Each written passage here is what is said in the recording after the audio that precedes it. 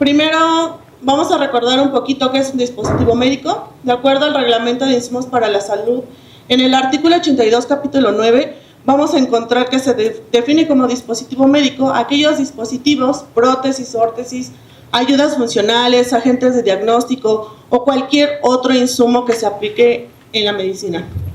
Dentro de estos, vamos a tener una categorización de acuerdo a su riesgo. ¿Me apoyan, por favor? Gracias. Como bien nos comentaban previamente, estos son 3 clases, la 1, 2 y 3. En la 1 vamos a encontrar prácticamente aquellos insumos en donde van a tener exclusivamente contacto con el cuerpo, pero de forma externa. En la clase 2 vamos a tener aquellos dispositivos médicos que llevan a tener un contacto un poco más estrecho con el cuerpo. Es decir, van a tener una relación, una interacción, directamente con tejidos. Pero la característica que van a tener este tipo de dispositivos es que van a perdurar menos de 30 días en nuestro cuerpo. Finalmente, la clasificación 3 es la más peligrosa o la que más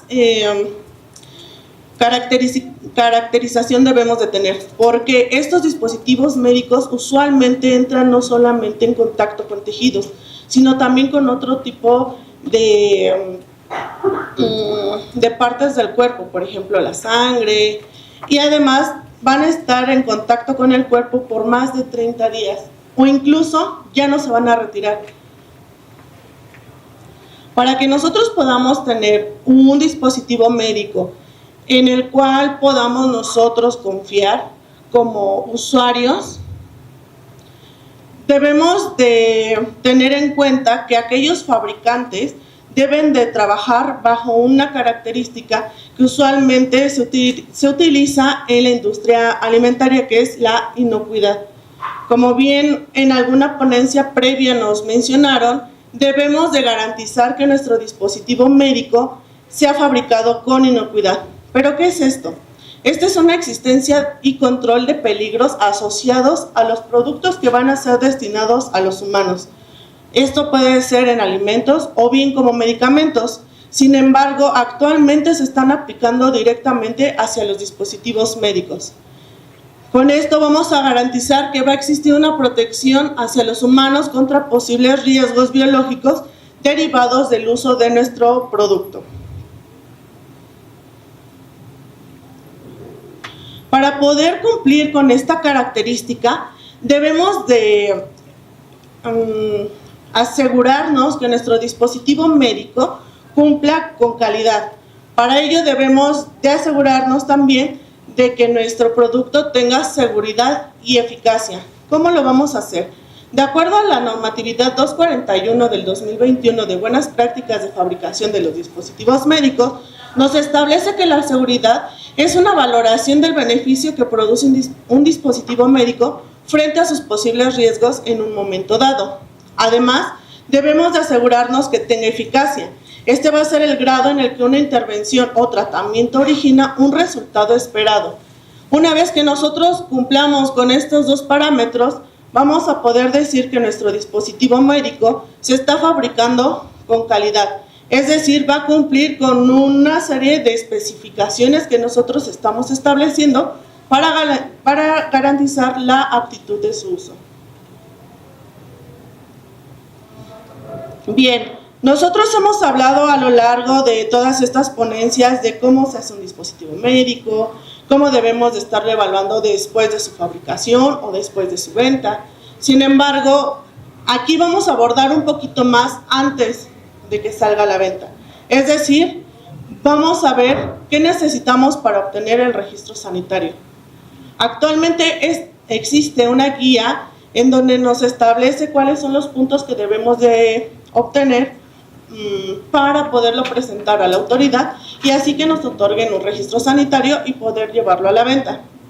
Dentro de estas serie de solicitudes que nos hacen, vamos a encontrar que nos van a pedir las pruebas de compatibilidad o biocompatibilidad.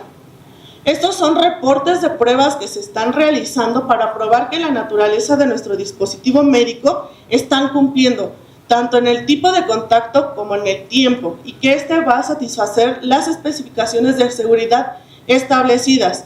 Esto tiene que ser conforme a la FEO o bien alguna otra biografía que podamos nosotros consultar. Previamente nosotros teníamos acceso a las ISO 10993, en donde podíamos encontrar las características para poder evaluar nuestro dispositivo médico.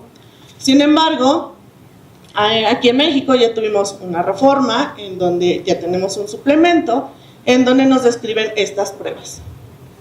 Las pruebas de biocompatibilidad se van a poder llevar a cabo en el producto terminado o bien en las materias primas con las que se está realizando nuestro dispositivo médico. Cabe recalcar que aquí vamos a nosotros establecer cuál es el beneficio en donde nosotros vamos a tener más información. Es decir, en donde considero yo como fabricante que voy a tener más información sobre la seguridad de mi dispositivo médico, cuando todavía lo tengo como materia prima o bien cuando ya lo tengo como producto terminado.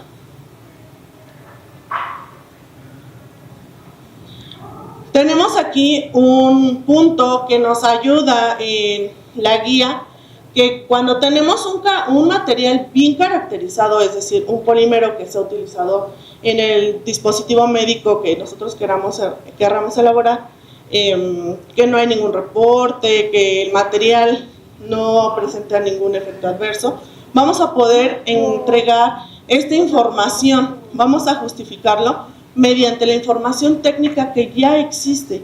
Esto va a evitar que nosotros tengamos que realizar estas pruebas de biocompatibilidad. Sin embargo, cada uno de los evaluadores que reciba nuestro dossier va a dar pauta a que realmente solo vamos a entregar esta información o bien nos va a solicitar que hagamos una prueba que ellos nos soliciten. Actualmente, como les comentaba, ya existe un suplemento para dispositivos médicos, que es el 5.0, y aquí nos establece que todo insumo que esté en contacto con el paciente, en algún fluido corporal, o que pueda ser una solución suministrada, por ejemplo, los agentes de diagnóstico, deberán presentar los reportes de biocompatibilidad completos sin excepción. Como vemos, hay un poco de contradicción. Primero nos dicen que si tenemos una gestión de riesgos, que si tenemos bien caracterizado nuestro material, podemos exentar las pruebas de biocompatibilidad. Aquí nos establecen que no, que se tienen que hacer. Esto es muy contradictorio para todos, incluso para quienes lo fabrican. A pesar de que tengan bien caracterizado qué están vendiendo, la autoridad nos dice, espera, tenemos que hacer las evaluaciones correspondientes. En este suplemento nos define específicamente qué es la biocompatibilidad.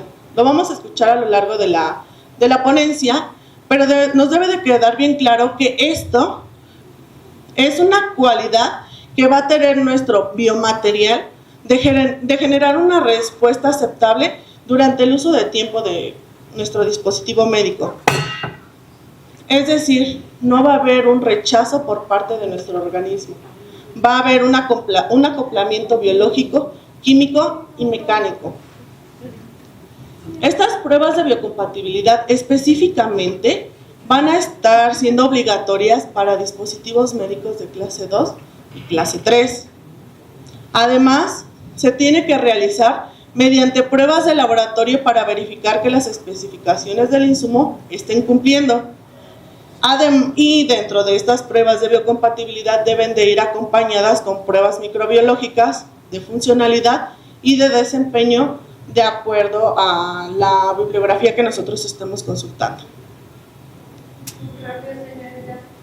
Dentro de la serie de pruebas de biocompatibilidad que vamos a encontrar, nuestro suplemento nos va a marcar las siguientes: las pruebas de citotoxicidad, sensibilización, irritabilidad, reactividad intracutánea, toxicidad sistémica, que se divide en 4, aguda, subaguda, subcrónica y crónica, implantación, genotoxicidad, hemocompatibilidad, carcinogenicidad y toxicidad del desarrollo. Cada una de estas pruebas nos va a permitir evaluar que realmente nuestro dispositivo médico sea seguro y eficaz. El reto que actualmente nos enfrentamos es que ni siquiera los que producen los dispositivos médicos saben cuál de todas estas pruebas se les debe de aplicar. No saben ni siquiera en ocasiones qué tipo de clasificación cae su dispositivo. Muchos de nosotros podríamos decir, pues es que mi dispositivo es clase 1 para evitar hacer las pruebas, porque eso significa costos. Pero no es así. Cuando nosotros hacemos una revisión muchísimo más profunda, nos damos cuenta que necesitamos hacerle cualquiera de estas pruebas.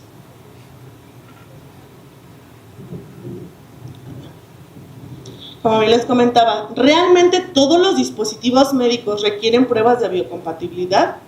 La respuesta es, depende. Esto es porque lo vamos a poder saber realmente de acuerdo al MGA de dispositivos médicos 1099-3, fracción 1, en donde nos establece que se debe de realizar una evaluación y pruebas dentro de un proceso de gestión de riesgos. La ponencia previa nos decía, y comparto mucho esta parte, no hay que hacer una gestión de riesgos solo para evadir nuestras responsabilidades. Sin embargo, este tipo de pruebas en ocasiones utiliza seres biológicos completos, por ejemplo, animales. Entonces, si podemos nosotros evitar en cierta medida el uso de estos, pues ¿por qué no entregar realmente toda esta información técnica bibliográfica que ya existe? Para ello debemos de tener una correcta categorización de nuestro dispositivo médico, además de tener bien caracterizado para qué va a servir. Es decir, nosotros vamos a tener que revisar de qué está hecho, cómo está hecho, cuánto tiempo va a estar dentro del organismo, si este se va a reabsorber, va a liberar algún agente tóxico, para poder evitar realizar pruebas in vitro, in vivo o ex vivo. Una vez que nosotros tenemos toda esta información, debemos de considerar que los resultados que nosotros tenemos no son absolutos, ya que cuando escalamos de un ser vivo a una persona, no vamos a tener el mismo comportamiento. Dentro del MGA que les presentaba previamente, vamos a tener un árbol de decisiones en donde nos van a cuestionar nuestro material está hecho de la misma forma de referencia. Si decimos sí, esta es del mismo tamaño, cuenta con la misma porosidad, además de otros cuestionamientos que nos realizan. Si en todos es sí, entonces podemos entregar nuestra información bibliográfica para nuestro registro sanitario. En caso de que alguna de estas nosotros contestemos que no, entonces vamos a pasar hacer la evaluación de pruebas de biocompatibilidad. ¿Cuál es el reto al que nos enfrentamos cuando realizamos estas pruebas? No conocemos nuestra muestra. Es decir, no conocemos ni siquiera cuál es nuestro dispositivo médico que estamos evaluando. Para que nosotros podamos tener mucho más certeza de cuáles son las pruebas que le tenemos que aplicar, debemos de caracterizarla.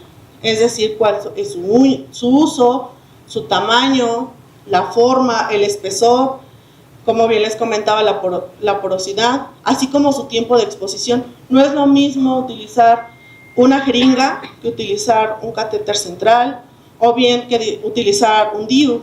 Cada uno de esos tiene un tiempo de contacto diferente, por lo tanto las pruebas que le aplican son diferentes. Una vez que yo tengo bien establecida cuál es mi muestra, voy a pasar a la selección de las muestras de ensayo. ¿A qué nos referimos con esto? Algunos dispositivos son muy grandes. No vamos a someter todo el dispositivo, por ejemplo, a nuestro vehículo para poder extraer lo que nos interese evaluar. ¿Por qué? Necesitaríamos litros y litros de solución.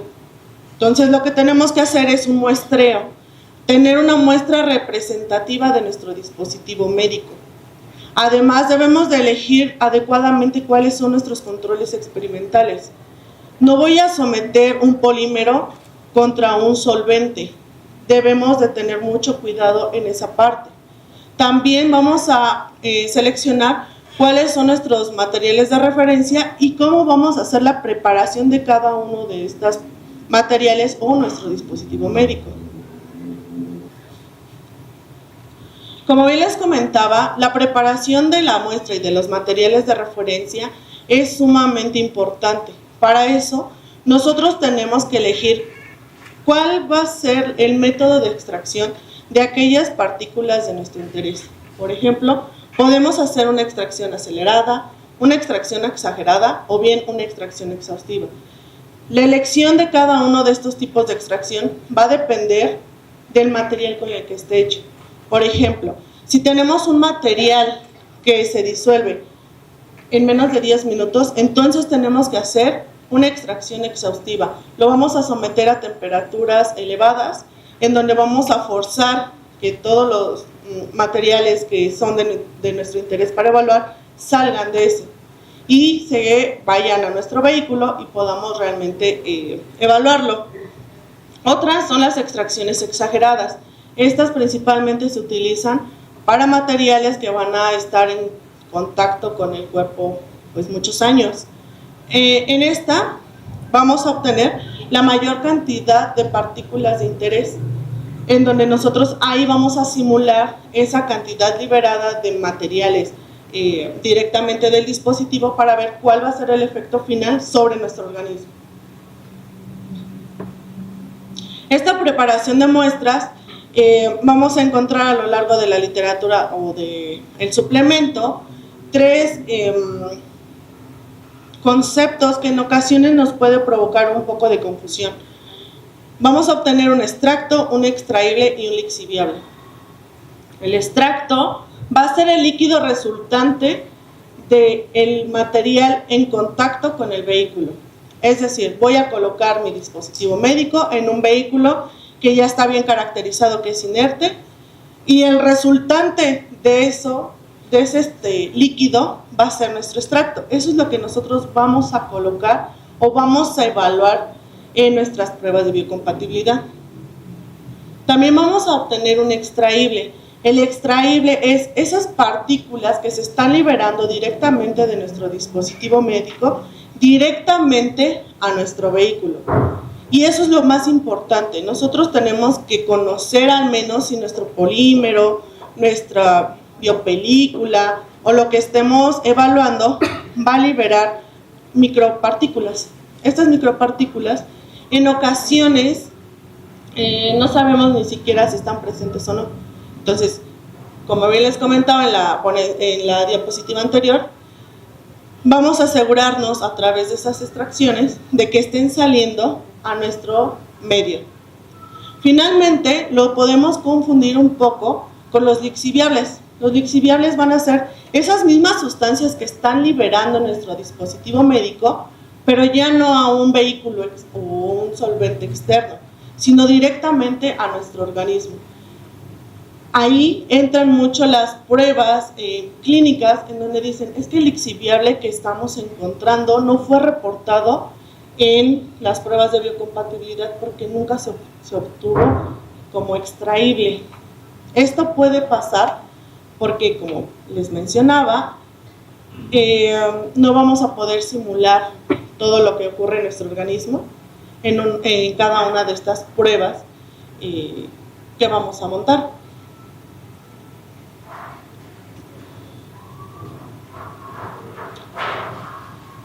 Para que nosotros podamos hacer un buen planteamiento de nuestras pruebas que queremos hacer, vamos a tener 4 partes muy importantes. El primero es el blanco. El blanco va a ser nuestro vehículo de extracción, en el cual nosotros sabemos que nuestro vehículo es inerte, no le va a provocar absolutamente ninguna reacción a nuestro organismo. No va a haber ninguna modificación, incluso podría funcionar como nuestro control negativo. En alguna de las pruebas nos pide específicamente que se coloque este control negativo y debe de ser un material inerte que ya está bien caracterizado y que incluso se encuentra un listado en la 1099-3 fracción 18, y podemos seleccionar cada uno de estos, por ejemplo, el polietileno de alta densidad de la USP. También nos va a solicitar que coloquemos un control positivo. Este control positivo, de igual forma, es un material bien caracterizado que va a mostrar una actividad biológica deseada, que ya está bien caracterizada. Por ejemplo, que provoque alguna inflamación, que provoque irritabilidad o que incluso provoque una toxicidad. Finalmente, los materiales de referencia son los materiales que más valor tienen para nuestro planteamiento de cada una de las pruebas. ¿Por qué? Porque estos son los controles que nosotros vamos a estar evaluando y contrastando contra nuestro dispositivo médico.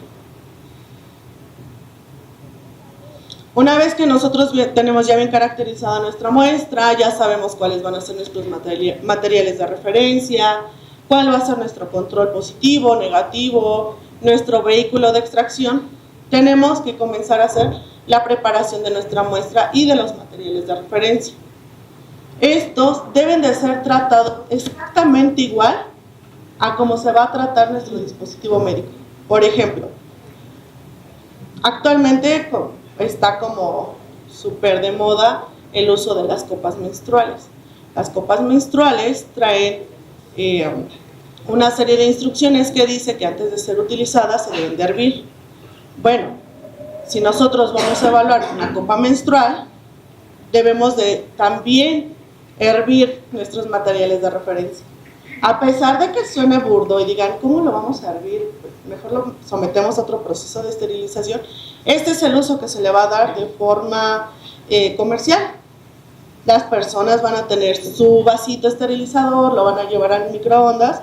Entonces también tenemos que someter nuestros controles a este mismo proceso, para que veamos que realmente los procesos, tanto de limpieza, de desinfección o cualquier otro que se le aplique, no van a repercutir con los resultados finales que nosotros vamos a obtener.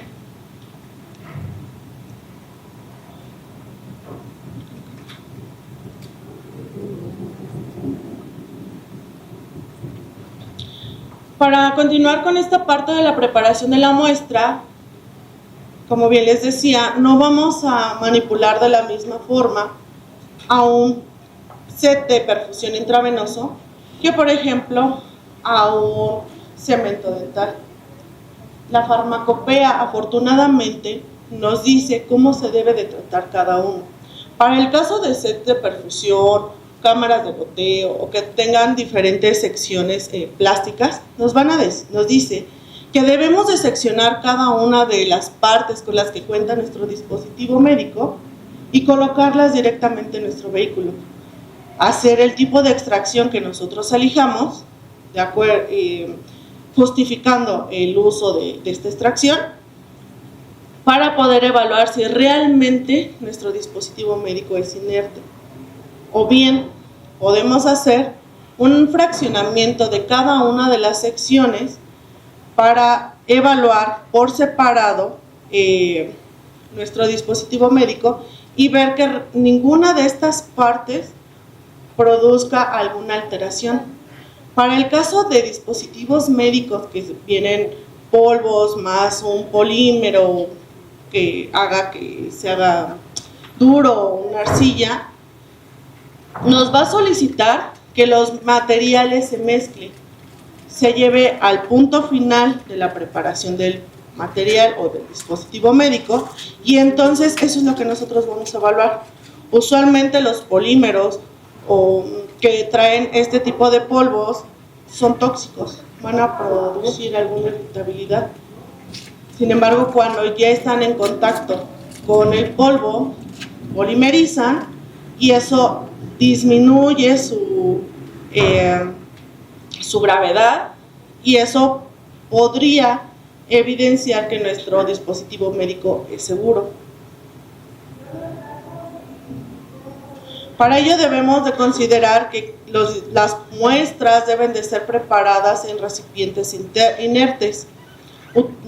Usualmente se utilizan tubos de borosilicato con tapas de politetrafluoruro.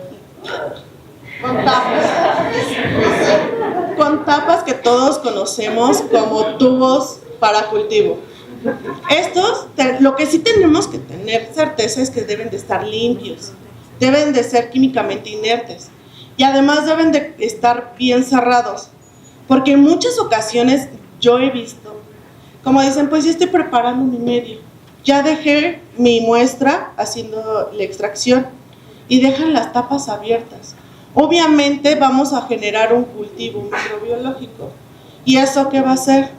Alguna infección, va a provocar alguna infección y después van a decir, el dispositivo médico no sirve. No es cierto, no es que no sirva, no es que esté contaminado. Tú no sabes preparar tu muestra. De igual forma, vamos a elegir o a seleccionar las condiciones y métodos de extracción. ¿Cómo lo vamos a hacer? Usualmente los dispositivos médicos pues están dentro de nuestro organismo o cerca de nosotros y van a estar sometidos a una temperatura de 37 grados. Esto es lo más idóneo, que nuestro dispositivo médico esté en su vehículo durante 72 horas a 37 grados y se empiece a liberar lo que se tenga que liberar.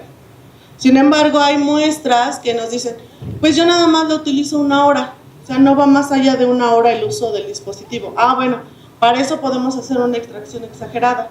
Y las condiciones de esa extracción es a 121 grados centígrados. Lo colocamos a 1 hora, en movimiento, y con eso nosotros estamos asegurando de que estamos obteniendo aquellas partículas de interés que nos puedan provocar alguna reacción adversa.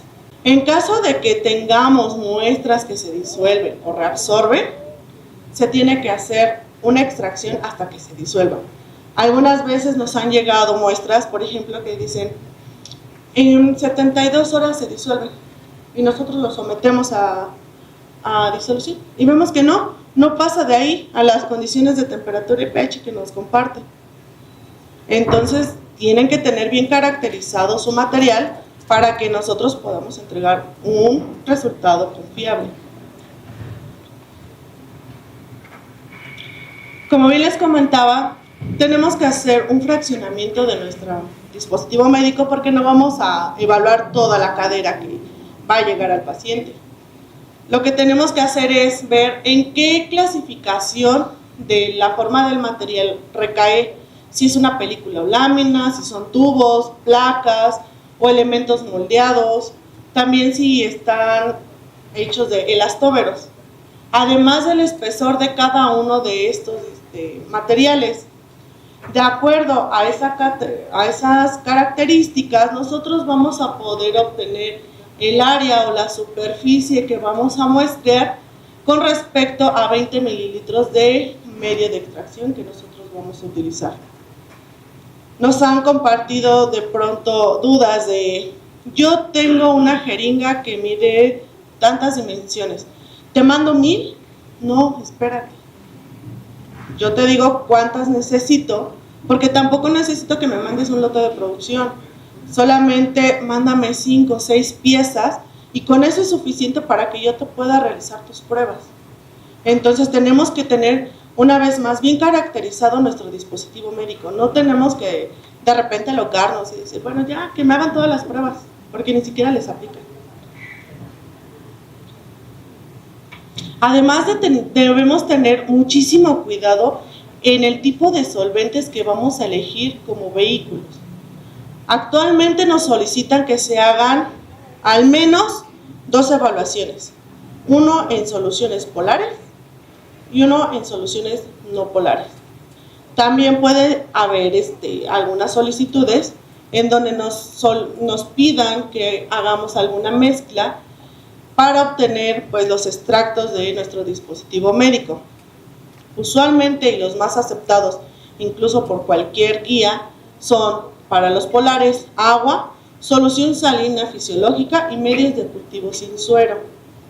Esto es porque si se los vamos a inyectar, por ejemplo, a las ratas, ratones, conejos, no les debe de provocar ningún daño. Recordemos que nuestro trabajo también es cuidar el bienestar animal para este tipo de pruebas. De igual forma, tenemos una serie de sugerencias de soluciones no polares que podemos utilizar. Entre ellas tenemos aceites vegetales como el aceite de semillas de algodón o de sésamo, porque están bien caracterizados de que no van a provocar alguna alteración. Y tenemos las mezclas que pueden ir etanol agua, etanol solución salina, polietilenglicol que está diluido, o dimetilsulfóxido y medios de cultivo con suero. ¿Por qué con suero? Porque ahí cambia a veces hasta el pH del medio de cultivo. Y cuando lo sometemos a una prueba de citotoxicidad, decimos, ya se murieron las células. Y no sabemos por qué. A ver, tráete cómo preparaste tu medio de cultivo. No, pues tiene suero. Lo llevaste a una concentración que no era.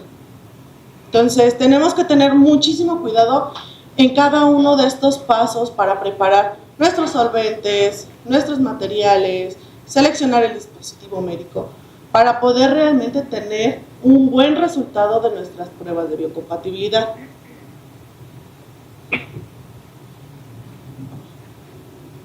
Si bien las pruebas de biocompatibilidad actualmente son obligatorias, primero hay más obligación de entregar una caracterización física y química completa, es decir, vamos a hacer la evaluación de los datos de todas las toxicidades existentes.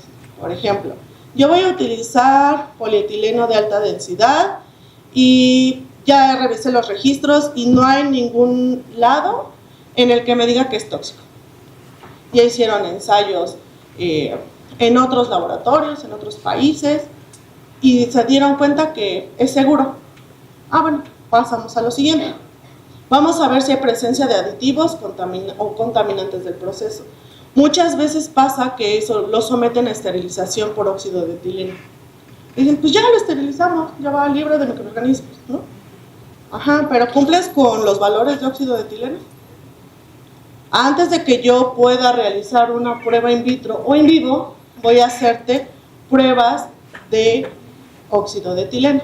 Voy a ver qué concentración tiene. Si cumples, entonces nos vamos a las pruebas in vitro. ¿Por qué vamos a seguir con las pruebas in vitro?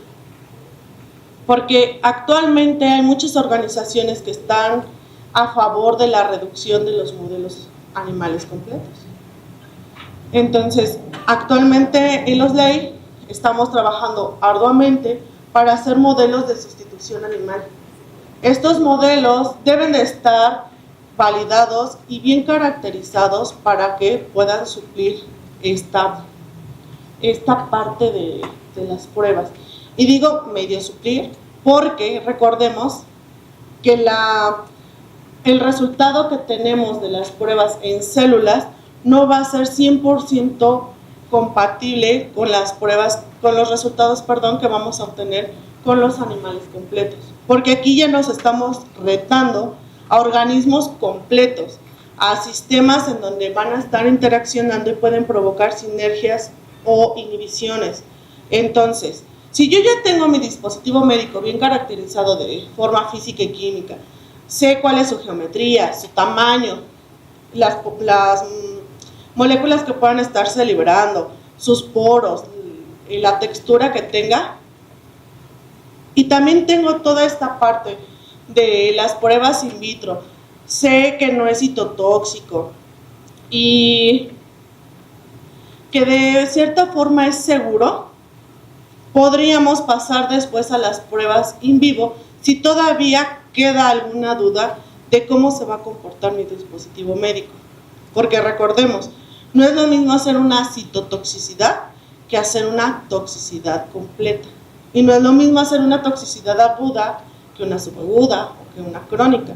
Incluso no es lo mismo hacer una toxicidad crónica que una carcinogenicidad, aunque se parezcan en tiempo. Cada una de estas pruebas nos va a dar una serie de datos que nosotros vamos a poder finalmente entregar para nuestro registro sanitario y que la autoridad o nuestra autoridad nos diga sí, puedes vender, porque ya demostraste que tu dispositivo médico es seguro. Dentro de las pruebas in vitro que se pueden evaluar para la parte de biocompatibilidad, Vamos a determinar la respuesta biológica de las células de mamíferos de forma in vitro y vamos a utilizar parámetros biológicos apropiados. Usualmente estos nos referimos con pHs y temperaturas adecuados. Estas pruebas nos van a permitir minimizar el número de pruebas con animales que vamos a solicitar en algún momento. Además, vamos a respaldar los resultados que estamos obteniendo con los resultados bibliográficos que ya existan. Además, esto nos va a permitir que los resultados que estamos obteniendo aquí en México sean compatibles con alguna otra parte del mundo o viceversa. Que lo que ya existe en los sitios de fabricación puedan llegar aquí a México y decir, ah, yo no sabía que pasaba esto con este material. Además, nos va a permitir incorporar estrategias relevantes para la sustitución, reducción y refinamiento en las pruebas de animales, como bien les comentaba. Finalmente, vamos a poder realizar pruebas in vitro dentro de esta clasificación de pruebas de biocompatibilidad. Y esto va a ser solamente cuando los resultados que ya se han obtenido no estén disponibles en algún lado con respecto a nuestro material. Por ejemplo, vamos a poner un DIU. El DIU está caracterizado de que es de cobre, tiene cierto tamaño y dura 5 años. Bueno, si el DIU que yo pretendo lanzar al mercado difiere en el tamaño y en la porosidad del material, a pesar de que sea del mismo tipo de material que se ha utilizado con el de referencia, ya no son equivalentes, ya no se parecen. Entonces, nos van a solicitar que hagamos estas pruebas porque muy probablemente probar 5 miligramos de cobre no es lo mismo que probar 10 miligramos de cobre. Porque entonces estamos aumentando la cantidad de toxinas que se puedan liberar, entonces ya no vamos a decir que es seguro.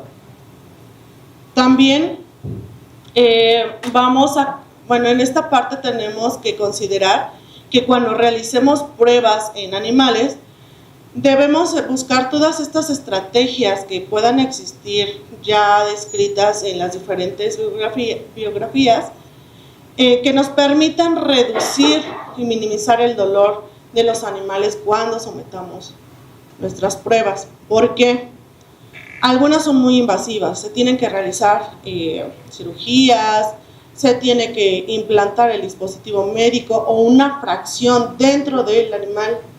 Y no es como de, bueno, pues ya le abrimos un poquito el dorso o ya se lo pusimos en la pierna. Es que el dispositivo médico tiene que estar ahí presente mientras el animalito se encuentra haciendo su vida normal y tiene que estar siendo manipulado por cada uno de nosotros para ver pues su comportamiento clínico y con eso poderles dar un resultado confiable de que su dispositivo médico está siendo seguro. Además, estos ensayos deben de estar elaborados y diseñados por personas que estén bien entrenadas y que tengan todas las capacitaciones existentes en el mundo sobre cuidado animal, debe de estar sometido a anticicual y debemos de siempre aplicar la bioética con nuestros pequeños individuos que no pidieron ser parte parte del experimento, exactamente. ¿Por qué? Algunas veces, por ejemplo, para la parte de toxicidad o carcinogenicidad específicamente, los llevamos a veces hasta 2 años de sufrimiento.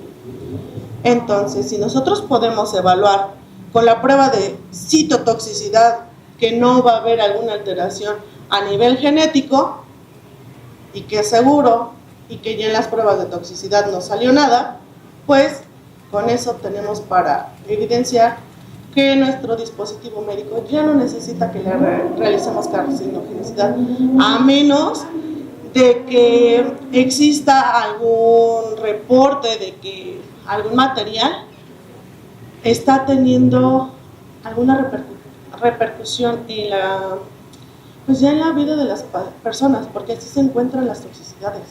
de repente dicen, es que el colorante rojo número 4000 ya presentó datos de toxicidad. Entonces, todo lo que tiene ese colorante hay que evaluarlo. Eso mismo pasa para los dispositivos médicos. Si nuestro material en algún punto tiene reporte, entonces tendremos que volver a esta parte de la biocompatibilidad. Este tema es muy extenso, solamente les hablé de cómo se debe de manipular la muestra. Si se dan cuenta, yo les dije que existían alrededor de 8 o 9 pruebas de biocompatibilidad. No se las voy a mencionar, porque ya estamos muy cansados, tenemos hambre, han sido una jornada muy larga. Pero espero poderles compartir esta expertise de cómo van a poder diseñar sus animales, grupos contra grupos, cuántos animales necesito, porque no es de, pues ya traté 100, ahorita los corremos todos, no. O sabes qué, nada más tráete 2, si uno da positivo y el otro da negativo, pues ya decimos que cumplió, no. Y cada una de las especies que debemos de elegir, así como sus rutas de administración, pero esto pues esperemos que se solidifique un poco más adelante, se los estaremos compartiendo, pero espero que al menos la parte de la elección de nuestro dispositivo médico y de las muestras, pues les haya abierto un poco más el panorama de cómo deben de tratar cada uno su producto.